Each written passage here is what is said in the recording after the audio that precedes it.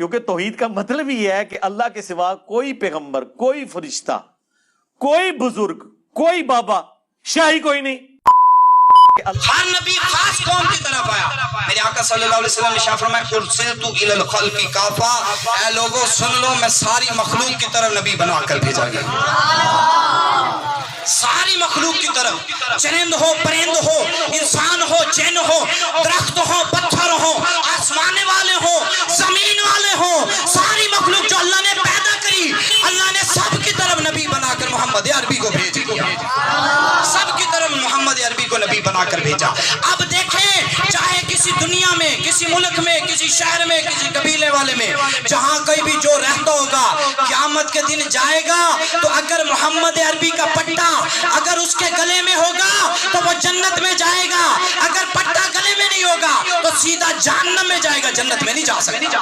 کیونکہ نبی ہیں۔ اب یہودیوں کو، عیسائیوں کو، قادیانیوں کو، شہر والوں کو، محلے والوں کو، ملک والوں کو اس نبی محمد عربی آخری نبی کی پیروی ضروری ہے۔ جو پیروی نہیں کرے گا، جو ایمان نہیں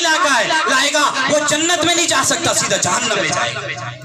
کیونکہ اللہ کے محبوب سب کی طرف نبی بنا کر بھیجے۔ اور ایک بڑی واضح حدیث کنز العمال کے اندر حدیث ہے، رحمت عالم صلی اللہ علیہ وسلم نے ارشاد فرمایا ما من شیء الا یعلم انی رسول اللہ، فرمایا دنیا میں جو بھی چیز ہے نا وہ ساری کی ساری جانتی ہے کہ میں اللہ کا رسول ہوں، جتنی دنیا میں جو چیز ہے ساری جانتی ہے کہ میں اللہ کا رسول ہوں، الا کفرۃ الجن والانس، سوائے وہ لوگ جو حضور پر کلمہ نہیں پڑھے، کافر انسان اور کافر جن، ان کے علاوہ سب جانتے ہیں کہ میں اللہ کا رسول ہوں،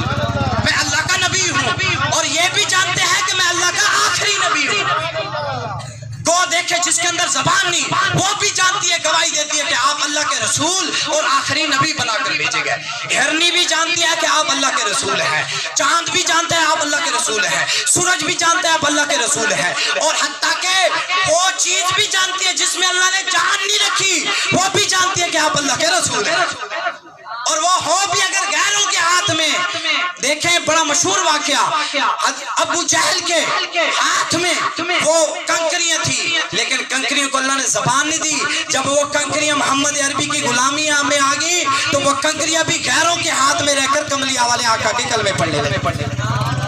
آپ کی شانیں پڑھنے لگی، آپ کے رتبے بیان کرنے لگی۔ تو یہ شان ہے، یہ رتبہ ہے اس کملی والے آقا کا۔ یہ ایک جب اللہ کے محبوب اتنی شان والے ہیں تو ہم پر لازمی ہے کہ ہمارے آقا سب سے اعلیٰ ہیں تو ہم اعلیٰ کی سب سے زیادہ پیروی کریں۔ اس کے بعد دوسرا پوائنٹ، اللہ نے ہر نبی کو شان، رتبہ، فضیلت، برکت عطا کی اور کوئی بندہ اس کا انکار نہیں کر سکتا، کسی نبی کا انکار نہیں کر سکتا، لیکن اس کے باوجود اللہ نے ہر نبی کو شان عطا کی، رتبہ عطا کیا، معجزہ عطا کیا۔ کسی نبی کو ایک معجزہ،